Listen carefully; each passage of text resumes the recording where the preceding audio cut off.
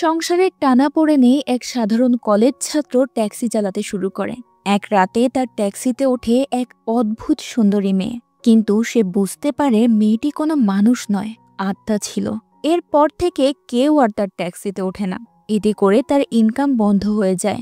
ঠিক তখনই তার মাথায় আসে এক ভয়ঙ্কর আইডিয়া, আত্মাদের শেষ ইচ্ছে পূরণ করে টাকা আয় করা। কিন্তু প্রতিটি ইচ্ছে পূরণের সঙ্গে সঙ্গে সে আরও গভীরে ডুবে যায় মৃত্যুর এক রহস্যময় জগতে। সে কিভাবে তাদের ইচ্ছে পূরণ করবে এবং সেখান থেকে টাকা আয় করবে, এই পুরো গল্পটা জানতে শেষ পর্যন্ত দেখুন। গল্পটি শুরু হয় ইয়াংমিন নামের একজন ট্যাক্সি ড্রাইভারকে দেখে। সে একজন কলেজ ছাত্র ছিল এবং সে তার দাদি এবং তার মায়ের সঙ্গে থাকত। কয়েক মাস আগে তার মা তার ট্যাক্সির সামনে দাঁড়িয়েছিল, কিন্তু সেই মুহূর্তেই এক বাইক আরোহীর বেপরোয়া গতি আর অসাবধানতার কারণে বাইক অ্যাক্সিডেন্টে তার মা মারা যায়। তারপর থেকে ঘরের সমস্ত দায়িত্ব তার উপর এসে পড়ে এবং সে তার দাদির দেখাশোনা আর টাকা আয় করার জন্য কলেজ ছেড়ে দেয়। আর তারপর থেকে ফুল টাইম ট্যাক্সি চালাতে শুরু করে। সে সকাল থেকে রাত পর্যন্ত ট্যাক্সি চালাতো। আজ যখন একজন যাত্রী তার ট্যাক্সিতে ওঠে, সে বলে, আমাকে একটু তাড়াতাড়ি যেতে হবে। আসলে সে তার বাচ্চার স্কুলে যাবে, তাই তার কথা মতো ইউনমিন তাকে দ্রুত পৌঁছে দেয়। যাত্রীটি তার মেয়ের সঙ্গে দেখা করে খুব খুশি হয়, আর তাদের আনন্দ দেখে ইয়ংমিনও খুব খুশি হয়। আর এমন খুশি কিন্তু আপনিও আমাদের দিতে পারেন আমাদের ভিডিওতে লাইক এবং সাবস্ক্রাইব করে। তো এরপরে আমরা ইয়ংমিনের বন্ধু সিয়ংকে দেখতে পাই। তার পরিবার খুব ধনী ছিল, কিন্তু তারা তাদের ছেলেকে ঘর থেকে বের করে দিয়েছিল যাতে সে নিজের যোগ্যতায় কিছু একটা করতে পারে। তাই এরপর থেকে সেও ট্যাক্সি চালাতে শুরু করে এবং আজ অনেক ট্যাক্সি তার আন্ডারে চলে। তাই আজ সন্ধ্যায় সিয়ং মিনের সঙ্গে ইটালিয়ান স্পিকার কিনতে যাচ্ছিল, কিন্তু সেখানে পৌঁছানোর পূর্বেই কিছু চোর সেগুলো চুরি করে সেখান থেকে পালাচ্ছিল। তখন ইয়ংমিন তাদের পিছু নেয় এবং পুলিশ অফিসারদের সাথে মিলে তারা সেই চোরগুলোকে ধরে ফেলে।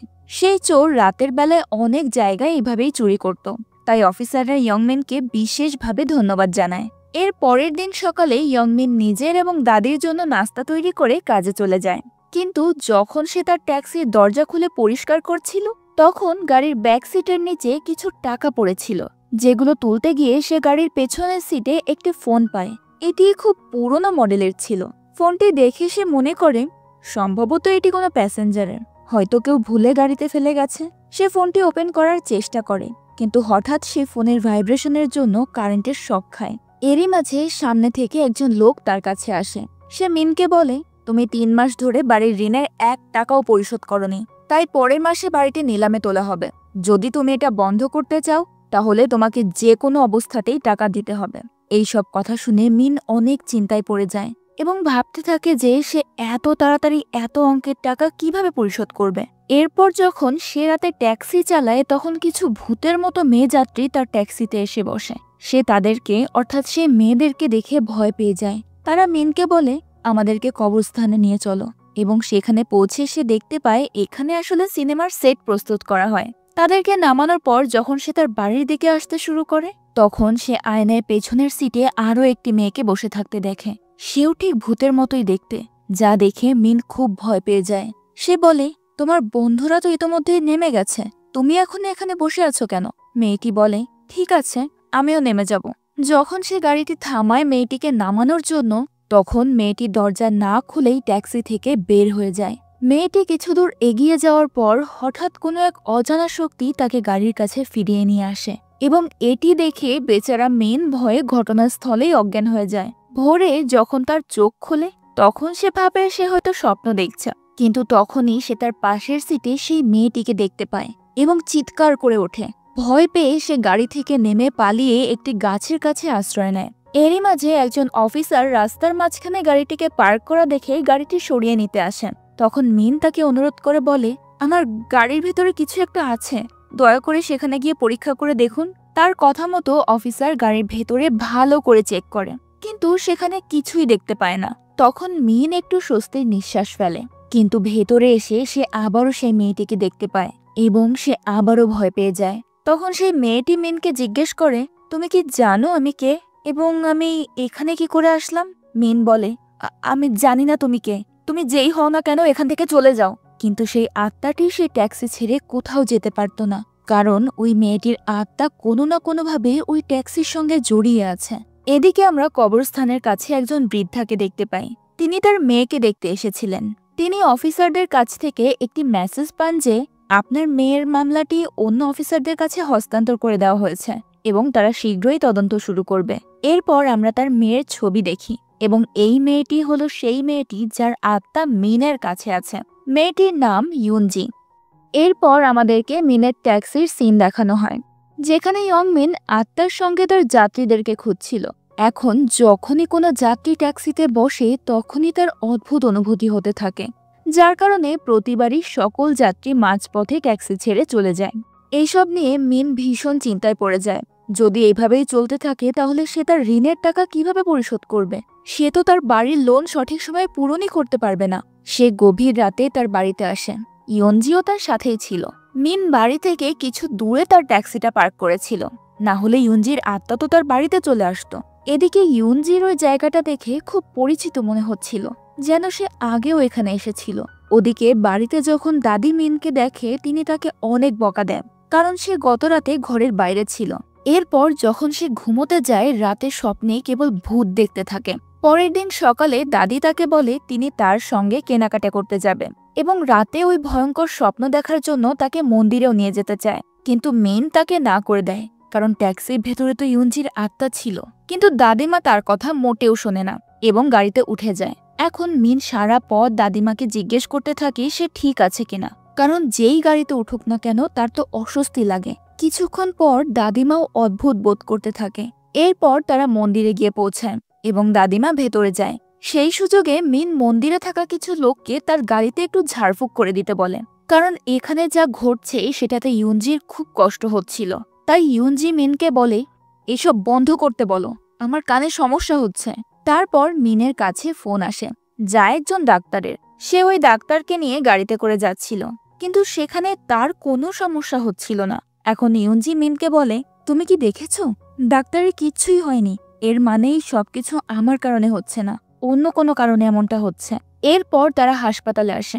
তারা দেখতে পায় অ্যাম্বুলেন্সে একটি মেয়েকে বের করে আনা হচ্ছিল। এই দৃশ্য দেখে মিনের একটা কথা মনে পড়ে যায়। সে ফ্ল্যাশব্যাকে দেখে এই একই ডাক্তার তার মাকেও বাঁচানোর চেষ্টা করছিল। তাই এখন মিন সেই হসপিটালে তাকে ধন্যবাদ জানানোর জন্য গিফট নিয়ে যায়।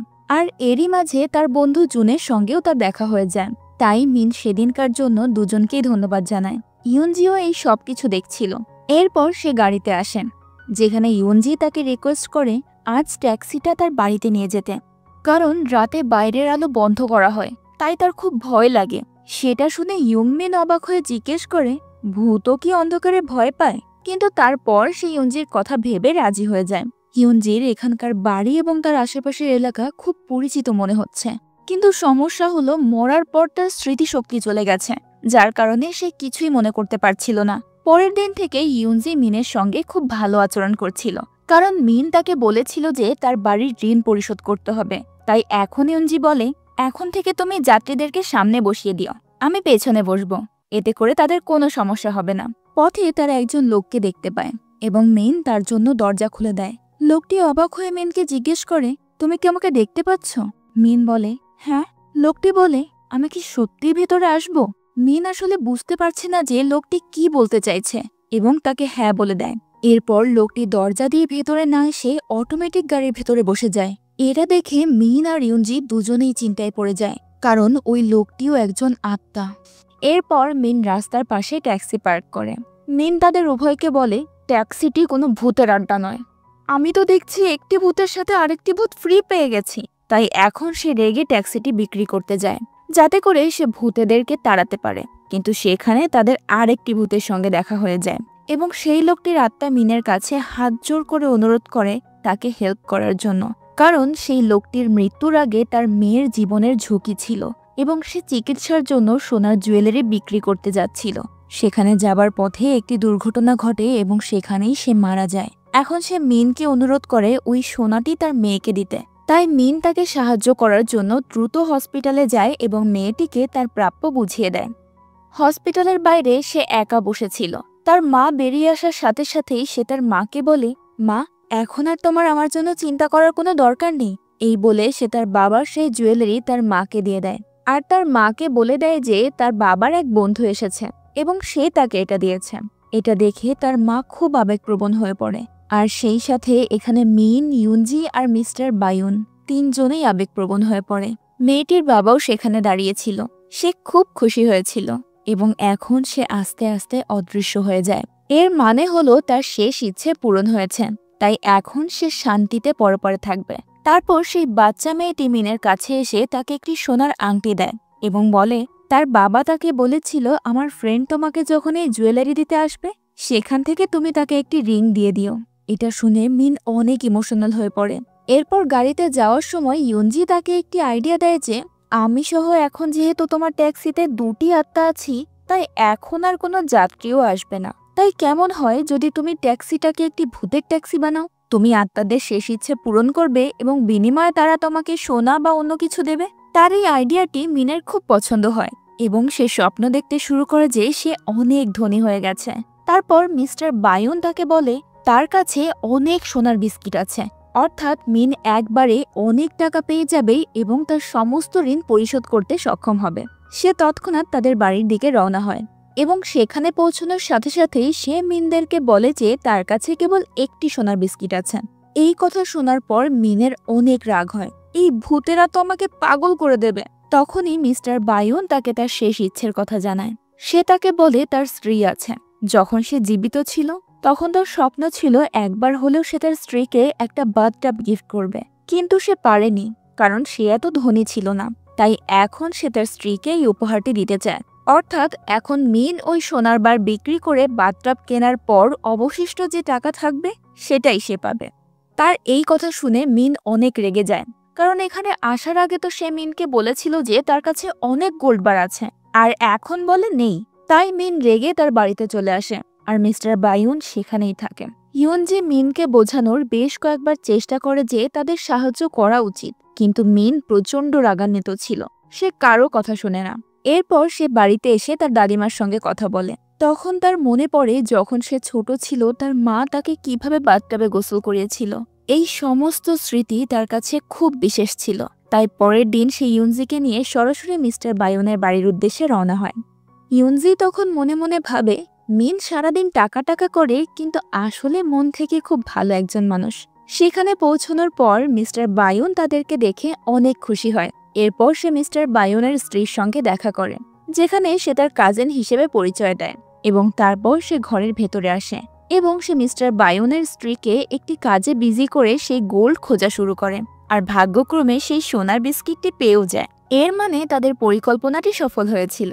কিন্তু তারপর মিস্টার বায়ুনের স্ত্রীর কাছে একটি ফোন আসে, যেখানে বলা হয় তোমার স্বামীর ক্ষতিপূরণের প্রক্রিয়া সম্পূর্ণ করা হয়েছে, এসে টাকা নিয়ে যেও। আসলে মিস্টার বায়ুনের মৃত্যু তার কোম্পানির কাজ করার সময় হয়েছিল এবং এর বিনিময়ে কোম্পানি পরিবারকে বিশাল অঙ্কের অর্থ প্রদান করার কথা ছিল। কিন্তু যখন তারা সেখানে পৌঁছায় হঠাৎ মিস্টার বায়ুনের মা সেখানে চলে আসে এবং তিনি তার স্ত্রীর সাথে তার দুঃখ ভাগাভাগি করতে শুরু করে এবং পরে তিনি নিজেই মিস্টার বায়ুনের জন্য একটি স্মৃতিস্তম্ভের ব্যবস্থা করেন। সেখানে তার মা এক ধরনের ফল রাখে আর বলে এটি আমার ছেলের অনেক পছন্দের, কিন্তু মিস্টার বায়ুনের সেটা অ্যালার্জি ছিল। এবং এইসব দেখে মিস্টার বায়ুন মিনকে বলে আমার মা তো অনেক বছর আগেই একটি এতিমখানায় আমাকে রেখে গিয়েছিল, তাহলে সে আজ কিভাবে ফিরে এলো? তারপর মহিলাটি মিস্টার বায়ুনের ওয়াইফ সুকে জিজ্ঞেস করে তার বিবাহ কেমন ছিল। সু তাকে জানায় যে তারা তো বিয়েই করেনি, তারা কেবল একে অপরকে ভালোবাসত, সেই কারণেই তারা একসঙ্গে থাকত। এবং এখানে মহিলাটি এটার সুযোগ নিয়ে সম্পূর্ণ ক্ষতিপূরণের পরিমাণ সে নিজের নামে দাবি করতে থাকে, কারণ তারা অফিসিয়ালভাবে হাজব্যান্ড ওয়াইফ ছিল না। ক্লেম করার সমস্ত টাকা যখন তার মা নিয়ে নেয় তখন মিস্টার বায়ুন অনেক ভেঙে পড়ে। মিন বুঝতে পেরেছিল এই মহিলা তার মা নয়, কারণ তার মা তো তাকে অনেক ছোটবেলায় এতিমখানায় রেখে চলে গিয়েছিল। আর এই জন্যই মিস্টার বায়ুন বুঝতে পারছে না যে তার মা বুড়ি হলে দেখতে কেমন হবে। এক কথায় সে এই মহিলাকে তার মা হিসেবে চিনতে পারছে না। তাই মিন সেই মহিলার পিছু পিছু তার বাড়িতে যায় এবং একটি ছবি খুঁজে পায়, কিন্তু সেখানেও খুব বেশি কিছু বুঝতে পারে না। তাই সে মিস্টার বায়ুনকে জিজ্ঞেস করে এমন কিছু ছিল যা কেবল তোমার মায়েরই ছিল, যাতে আমরা তাকে শনাক্ত করতে পারি? সে বলে আমার মায়ের ডান হাতে একটি দাগ ছিল। তদন্ত করার পর ওই মহিলার হাতেও একটি দাগ পাওয়া যায়, যার অর্থ হলো এই লোকগুলো খুব নিখুঁত পরিকল্পনা করে এসেছিল। মহিলাটি সু আর মিনের ওপর দোষারোপ করতে থাকে যে তারা দুজন পরিকল্পনা করে তার ছেলেকে মেরে ফেলেছে। এই কথা শুনে সু বেচারি সেখানেই অজ্ঞান হয়ে যায়। ইয়নজি এসব দেখে ভীষণ রেগে যাচ্ছিল। পরে হসপিটালে ডক্টর দোজান তাকে জানায় যে সু 3 মাসের গর্ভবতী, তার নিজের যত্ন নেওয়া উচিত। এই কথা শুনে মিনের মাথায় একটি আইডিয়া আসে। সে মিস্টার বায়ুনের মায়ের ডিএনএ টেস্ট করায় এবং তার ডিএনএ মিস্টার বায়ুনের ডিএনএর সঙ্গে মেলে না, যা প্রমাণ করে দেয় যে সে বায়ুনের আসল মা নয়। তবে পুলিশকে ফোন করার আগে সেই প্রতারকরা সেখান থেকে চলে যায়। তারপর মিন রাতে তার স্ত্রীকে বাড়িতে নামিয়ে দেয়। মিন সেখান থেকে চলেই যাবে, তখনই সে ট্যাক্সিতে দেখে মিস্টার বায়ুনের ক্ষতিপূরণের কাগজপত্রগুলো সেখানেই পড়ে আছে। সু সেটা নিতে ভুলে গেছে, তাই তাকে সেগুলো ফিরিয়ে দেওয়ার জন্য সে আবারও বাসায় যায়। কিন্তু দরজাটা বন্ধ ছিল। অনেকবার ডাকাডাকি করার পরেও কোনো শব্দ হচ্ছে না। আসলে ওই 2 প্রতারক ভেতরেই বসেছিল এবং সু যখন ঘুমাচ্ছিল তখনই তাকে ধরে নিয়ে যায়।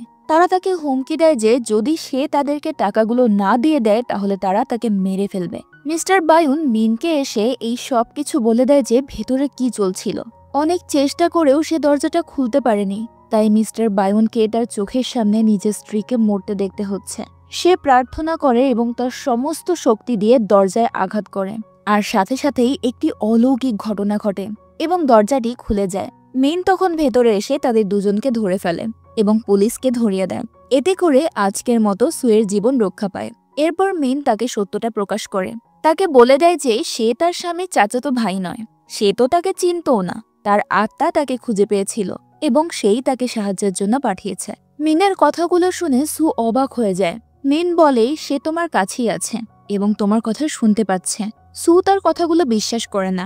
এরপর মিস্টার বায়ুন যা যা বলে মিন সেটা বারবার রিপিট করতে থাকে, যাতে সু তার স্বামীর সব কথা শুনতে পারে। সে বলে, সু, তোমার কি আমাদের শৈশবের কথা মনে আছে? আমরা দুজনেই খুব তাড়াতাড়ি স্কুলে চলে যেতাম, যাতে আমরা একসাথে আকাশে তারা দেখতে পারি। আমাদের দুজনের এই পৃথিবীতে আর কেউ ছিল না, তাই তারাদেরকেই নিজেদের আপনজন মনে হতো। সু এইসব কথা শুনে একেবারে অবাক হয়ে যায়। সে বলে, তুমি কি মনে রেখেছ? আমি বলেছিলাম যদি আমাদের একটি সন্তান হয় তাহলে তার নাম স্টার রেখো। আমি তোমাকে অনুরোধ করছি, তুমি তার নাম রেখো স্টার, এবং যদি আমি তাকে মিস করি তখন আমি তাকে আকাশে দেখতে পাবো। এসব কথা শুনে সু অনেক আবেগপ্রবণ হয়ে পড়ে। সে অনেক কাঁদতে শুরু করে। সে কখনো কল্পনাও করতে পারেনি মৃত্যুর পর সে তার স্বামীর কাছ থেকে এই সব কথা শুনবে। মিস্টার বায়ুন তাকে বলে, তুমি আমাকে ক্ষমা করে দিও, আমি তোমাকে এই পৃথিবীতে একা ছেড়ে চলে যাচ্ছি। এরপর মিস্টার বায়ুন একটি হাসি দিয়ে সেখান থেকে অদৃশ্য হয়ে যায়, অর্থাৎ সে মুক্ত হয়ে গেছে। এরপর ইয়ংমিন এবং ইয়নজি সেখান থেকে তাদের বাড়িতে চলে আসে। এরই মাঝে আমরা জানতে পারি যে মিনের মায়ের হত্যা হয়েছে, অ্যাক্সিডেন্ট নয়। তাই পুলিশরা ইয়ংমিনের মায়ের খুনিকে খুঁজছে। তারা ইতোমধ্যে অনুসন্ধান শুরু করে দিয়েছে। তারা এখনও সেই বাইকারকে খুঁজে বেড়াচ্ছে। তারা আজও তার দাদির সঙ্গে ওই একই বিষয় নিয়ে কথা বলতে এসেছিল। দাদি তাদের সাথে এইসব বিষয় নিয়ে কথা বলছিল, কিন্তু ঠিক সেই মুহূর্তেই মিন লক্ষ্য করে ইয়নজির হাতে বাঁধা একটি হেয়ার ব্যান্ড, যেটা কিনা তার মায়ের ছিল। সে বেশ অবাক হয় যে ইয়নজির হাতে তার মায়ের চুলের ব্যান্ড কিভাবে আসে। তারপর তার দাদি মিনকে তার মায়ের ফোনের একটি ছবি দেখায় আর বলে, এই সুন্দরী মেয়েটি কে? মিন এটি দেখে হতবাক হয়ে যায়। তার মা এবং ইয়নজি একসাথে কেন? তারা দুজনে একে অপরকে কিভাবে চেনে? ইয়নজিকে ছবিটা দেখানোর পর সে খুব খুশি হয় এবং বলে, আমি কি দেখতে এমন? এদিকে মিন কেবল এটাই ভাবতে থাকে যে তারা দুজনে একে অপরকে কিভাবে চেনে। পরদিন সকালে অফিসাররা ইয়ংমিনকে তাদের সঙ্গে দেখা করতে ডাকে এবং এখানে তারা মিনকে সন্দেহ করছে তার মায়ের হত্যাকারী হিসেবে। মিন এটা শুনে ভীষণ রেগে যায় এবং সেখানে জোরে জোরে কথা বলতে থাকে। আর তখনই আমাদেরকে তার ফ্ল্যাশব্যাকের একটি দুর্ঘটনার দৃশ্য দেখানো হয়। আমরা দেখতে পাই দুর্ঘটনার ঠিক আগে মিন তার মায়ের সঙ্গে কথা বলছিল এবং সেই কারণেই তখন দুর্ঘটনা ঘটে।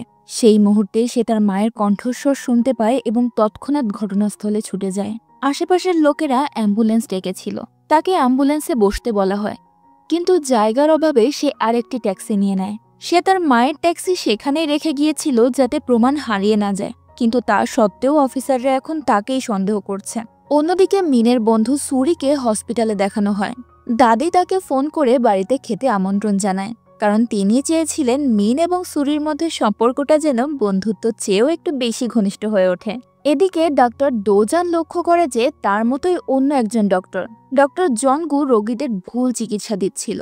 যদিও সে ওই মুহূর্তে রোগীর জীবন বাঁচায়, কিন্তু পরে ডাক্তার ডোজান নার্সকে ডেকে বাকি অপারেশনগুলির প্রতি নজর রাখতে বলে। সে এটা দেখে অবাক হয় যে জনগু হসপিটালে আসার পর রোগীর মৃত্যুর সংখ্যা অনেক বেড়ে গেছে। তারা জনগুকে জব থেকে বহিষ্কার করার কথা ভাবে, কিন্তু জনগু তাদেরকে বলে, আমি যদি খারাপ হই তাহলে তোমরা কি? আমি তোমাদের গোপন কথা জানি। সেখানে আমাদেরকে দেখানো হয় জনগুর কাছে অনেক ধরনের রেয়ার মেডিসিন এবং ইনজেকশন ছিল, যা সে লুকিয়ে রেখেছিল। অন্যদিকে আমরা দেখতে পাই একজন যাত্রী এসে মিনের ট্যাক্সিতে বসে, কিন্তু পরে আমরা জানতে পারি সে একজন শয়তান। সে ভূত দেখতে পারে এবং সে মিনকে বলে, এই মেয়েটির আত্মা তোমার ট্যাক্সির সঙ্গে সংযুক্ত নয়, বরং ট্যাক্সিতে রাখা কিছু জিনিসের সঙ্গে সংযুক্ত। তারপর মিনের সেই পুরনো সাদা রঙের ফোনটির কথা মনে পড়ে। সে ফোনটা নিয়ে দূরে যাওয়াতে ইউনজিও হঠাৎ করেই উড়ে তার কাছে চলে যায়, অর্থাৎ তার আত্মা এই ফোনের সঙ্গে সংযুক্ত ছিল। এরপর মিন আর ইউনজির মধ্যে একটি দুর্ঘটনাক্রমে চুম্বন ঘটে, তাই তারা দুজনে লজ্জায় একে অপরকে না দেখার ভান করে। এরপর ইউনজি যখন গাড়িতে গিয়ে বসে তখনই ফোনের চার্জ শেষ হয়ে যায়, আর তার কারণে সে অজ্ঞান হয়ে যায়।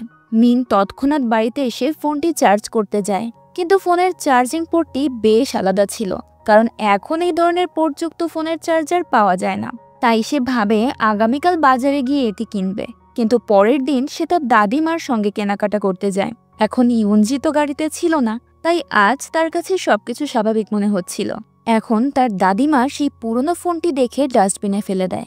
মিন সেটা বের করতে পারে না, কিন্তু পরে এটার জন্য তার পুরোটা দিন খুব ভালো যায়। সে অনেক ছাত্রীর সঙ্গে দেখা করে। এক মুহূর্তের জন্য সে ভাবতে শুরু করে, আমি কি ইউনজিকে ভুলে যাব? এদিকে ইউনজি ততক্ষণে অন্য এক জগতে পৌঁছে গেছে, যেখানে তার অবস্থা আরও খারাপ হচ্ছিল, এবং যদি তাকে শীঘ্রই বাঁচানো না হয় তাহলে সে মারা যাবে। তার পরের দৃশ্যে মিনের বন্ধু সিয়ংকে দেখানো হয়। সে এই সমস্ত ট্যাক্সি ভাড়ায় দিত, যার মধ্যে একটি ট্যাক্সি সে ইউনসু নামের একটি মেয়েকে দিয়েছে, যে কিনা ইয়ংমিন এবং সিয়ং এর একজন কমন ফ্রেন্ড ছিল। ইয়ংসুর মায়ের ভুলে যাওয়ার রোগ ছিল, তাই সে তার মায়ের সঙ্গেই ভ্রমণ করত। কিন্তু আজ তার মা নিখোঁজ হয়ে যায়। সিয়ং এবং মিন তার মাকে খুঁজতে থাকে। অনেক খোঁজাখুঁজির পর অবশেষে অফিসারদের কাছে তাকে খুঁজে পায়। আসলে সে একটি মেয়ের সঙ্গে খেলছিল, কিন্তু এটি দেখে মেয়েটির মা মনে করে ওই মহিলাটি নিশ্চয়ই মেয়েটিকে হয়রানি করছে, এবং তাই তাকে ধরে পুলিশের কাছে নিয়ে যায়। ইয়ংসু পুলিশের কাছ থেকে তাকে ছাড়িয়ে আনার পর সে মিনকে বলে, আমার মা পুরো পৃথিবীর জন্য ভূতের মতো। মানুষ তাকে দেখে ঠিকই, কিন্তু বাস্তবে কেউ তাকে দেখতে চায় না, কারণ তার ভোলার রোগ আছে এবং সেও কাউকে মনে রাখতে পারে না। এখন আমি ছাড়া তার পৃথিবীতে আর কেউ নেই। এইসব কথা শুনে মিন বুঝতে পারে ইউনজিও তো ভূত। মিন ছাড়া এই দুনিয়াতে তারও কেউ নেই। তারপর সে পরের দিন গিয়ে ডাস্টবিন থেকে ফোনটা বের করে আনে এবং একটি নতুন চার্জার কিনে ফোনটা চার্জ করে।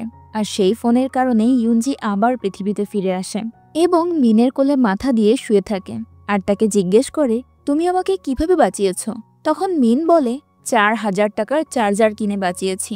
ইউনজি তাকে বলে, তোমার মতো লোভী মানুষ যে কিনা সবসময় টাকার কথা ভাবে, সে কেন আমার জন্য এত টাকা খরচ করবে? তুমি সত্যি আমার মন জয় করেছ। এখন সে তার সাথে ট্যাক্সিতে করে বের হয়, কিন্তু যাত্রীরা ট্যাক্সিতে বসতে অস্বীকৃতি জানাতে শুরু করে। এদিকে আবার ব্যাংকাররা বাড়ির লোন পরিশোধ করার জন্য নোটিশ পাঠাতে শুরু করে। এটা দেখে মিন অনেক হতাশ হয়ে পড়ে, তাই ইয়নজি তাকে আবারও ভূতের ট্যাক্সির আইডিয়া দেয়। অন্যদিকে সুরি সেখানে আছে। সে মিনকে খুব পছন্দ করত। এখন তারা তাদের এক শিশু রোগীর শেষকৃত্যে যোগ দিতে একসাথে যায়। আসলে বাচ্চাটি খুব কম বয়সে টাকার অভাবে মারা গেছে। ডক্টর ডোজান ব্যক্তিগতভাবে তার রোগীদের প্রতি অনেক সচেতন ছিল। তিনি সত্যিই তাদের অনেক যত্ন নেন এবং এই বিষয়গুলো সুরিও অনেক পছন্দ করত। কিন্তু ডক্টর ডোজান ডক্টর জনগুয়ের কথা শুনে খুব বিরক্ত বলে মনে হচ্ছে।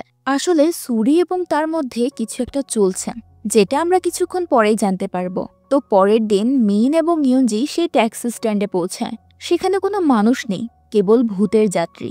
এখানে তাদের একটি ছেলে আত্মার সঙ্গে দেখা হয়, যে কিনা ইয়নজির ছোটবেলার বন্ধু ছিল। সে ইয়নজিকে দেখা মাত্রই তার নাম ধরে ডাকে, আর এখন মিন এবং ইয়নজি দুজনেই তার পরিচয় জানতে পারে। সে তাদের দুজনকেই তার বাড়িতে নিয়ে যায় এবং এখানে তাদের স্কুলের ছবি দেখায়। ইয়নজি এটা দেখে খুব খুশি হয়, কারণ অনেক দিন পর অবশেষে কেউ তাকে তার পরিচয় জানিয়েছে। এই ছেলেটির নাম ছিল সুনভু। সে ইয়নজিকে জিজ্ঞেস করে, তোমার সাথে থাকা এই ছেলেটি কি তোমার বয়ফ্রেন্ড? তখন ইয়নজি অস্বীকার করেন। তাই সেই সুযোগটাকে কাজে লাগিয়ে সুনভু ইয়ংমিনকে বলে, তুমি টাকা চাও? এক কাজ করো, তুমি আমার সাথে এসো। আমি তোমাকে অনেক টাকা দেব, তোমাকে শুধু আমার একটা স্বপ্ন পূরণ করতে হবে। সে বলে, শোনো, আমি ইউনজির সঙ্গে ডেট করতে চাই। তারপর আমাদের দেখানো হয় ভূত কিভাবে তার পোশাক পরিবর্তন করতে পারে যাতে করে তারা দুজনেই ডেটে যেতে পারে। যাই হোক, পরের দিন মিন আর ইউনজি একসঙ্গে কেনাকাটা করতে যায়। আর তাদের পোশাক পরিবর্তন করার জন্য কেবল পোশাকের এক পাশ থেকে আরেক পাশে যেতে হয়। আর তার পোশাক কেনার পর তারা দুজন সিনেমা ডেটেও যায়। সুনভু এবং ইউনজি একটি সুন্দর দম্পতির মতো সমস্ত মুহূর্ত উপভোগ করছিল এবং মেইন তাদেরকে দেখে জেলাস ফিল করছিল। এদিকে সুনভু তাকে প্রপোজ করার সিদ্ধান্ত নেয়। সে এর জন্য অনেক বিশেষ ব্যবস্থা করেছিল, কিন্তু মেইন তাকে সেদিন ইউনজির সঙ্গে দেখা করতে নিয়ে যায় না। সে তাকে বলে, তোমার তার সাথে দেখা করার কোনো প্রয়োজন নেই। ইউনজি বলে, আমিও সুনভুকে ভালোবাসি না, আমি তার সাথে ছিলাম শুধু টাকা পাওয়ার জন্য, যেটা দিয়ে তুমি তোমার বাড়ির লোন পরিশোধ করতে পারো। এই কথা শুনে মিন অনেক খুশি হয় এবং পরের দিন তাকে সুনভুর কাছে নিয়ে যায়। এখন সে বাইরে বসেছিল আর তার বন্ধু সিয়ং এর সঙ্গে কথা বলছিল। সে মিনকে বলে, তুমি যদি সত্যিই কাউকে ভালোবাসো তাহলে যাও এবং তোমার মনের অনুভূতিগুলো তাকে বলো, এমনকি যদি সে প্রত্যাখ্যানও করে তোমার খারাপ লাগবে, কিন্তু একেবারেই না বলার থেকে এটাই ভালো। তখন ইউনমিন বলে, মেয়েটি তো অন্য কারোর সঙ্গে আছে। তখন সিয়ং বলে, তাহলে তুমি তাড়াতাড়ি সেখানে যাও।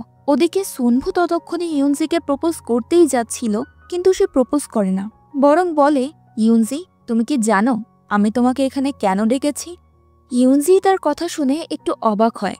তখন সুনভু বলে, এই পৃথিবীতে বসবাস করার সময় আমি আত্মার মুক্তির সম্পর্কে কিছু জিনিস জানতে পেরেছি। একটি আত্মা কেবল দুটি উপায়ে পৃথিবী ত্যাগ করতে পারে। প্রথমত, যদি আমাদের শেষ ইচ্ছে পূরণ হয়, এবং দ্বিতীয়ত, যখন কোনো আত্মা প্রেমে পড়ে। আমি যখন মানুষ ছিলাম তখন তোমাকে ভালোবাসতে চেয়েছিলাম এবং আত্মা হয়ে আমার সেই স্বপ্নটি অবশ্যই পূরণ হয়েছে। এখন হয়তো আমি এখান থেকে চলে যেতে পারবো। তখন ইউনজিও তাকে বলে, আমার পরিচয় জানানোর জন্য আমি হৃদয়ের অন্তঃস্থল থেকে তোমাকে ধন্যবাদ জানাই। সে তাকে বলে, তোমার কোনো ব্যক্তির প্রেমে পড়া উচিত নয়, অন্যথায় তুমিও আমার মতো অদৃশ্য হয়ে যাবে এবং তোমার হারিয়ে যাওয়া স্মৃতি তুমি কখনো খুঁজে পাবে না। এরই মাঝে ইউনমিন সেখানে পৌঁছানোর সাথে সাথেই সুনভু অদৃশ্য হয়ে যায় এবং এখানে আমরা দেখতে পাই ইউনমি এবং ইউনজি দুজনের হৃদয়ে একে অপরের প্রতি অনুভূতি আছে, কিন্তু ইউনজি তার পদক্ষেপগুলি পিছিয়ে নেয়, কারণ সে যদি মিনকে ভালোবাসে তবে সেও সুনভুর মতো অদৃশ্য হয়ে যাবে। মিন ইউনজির মাথায় একটি তাবিজ রাখে। যখন ইউনজি আগুন নিভিয়ে তার মাথায় তাবিজ নিয়ে বসেছিল, তখনই সে তার অতীতের দৃশ্যগুলো দেখতে পায়, যেখানে আমরা দেখি সেই বুড়ো লোকটিকে। সে শুরু থেকে তার বাবার সাথেই ছিল এবং আমরা বুঝতে পারি সেই বৃদ্ধ লোকটিও একজন পুলিশ অফিসার ছিল এবং ইউনজিও একজন পুলিশ অফিসার। অন্যদিকে কারাগারে আমরা দুইজন অফিসারকে দেখতে পাই, যারা মিনের মা এবং ইউনজির কেসের তদন্ত করছিল। সেই কারণে তারা ইউনজির বাবার সঙ্গে দেখা করতে যায়, কিন্তু ইউনজির বাবা কিছু একটা গোপন করছে তাদের থেকে, যেটা আমরা গল্পের শেষেই জানতে পারবো। তো এরপর সিসিটিভি ফুটেজ চেক করা হয়, যেখানে আমরা জানতে পারি মিনের মায়ের অ্যাক্সিডেন্ট একটি বাইকারের দ্বারা হয়েছিল। হেলমেটের কারণে তার মুখ দেখা যাচ্ছে না, তাই তারা বুঝতে পারে না সে ছেলে নাকি মেয়ে। তারা আবার ফুটেজগুলো ভালোভাবে চেক করে। এটি চেক করে তারা সেই হসপিটাল খুঁজে পায় যেখানে ডক্টর দোজান এবং সুরি কাজ করে। এখন তাদের সন্দেহ সেই হসপিটালের উপর ছিল, কারণ অ্যাক্সিডেন্ট হওয়ার পর মিনের মায়ের শেষ চিকিৎসাও ওই জায়গাতেই করা হয়েছিল। তো এখন আপনাদের কি মনে হয়, মিন কি তার লোন পরিশোধ করতে পারবে? আর তার মা এবং ইউনজির মৃত্যু কিভাবে হয়েছিল? উত্তরগুলো জানবো পরের পার্টে, তাই পরের পার্ট দেখতে অবশ্যই সাবস্ক্রাইব করে আমাদের পাশে থাকুন।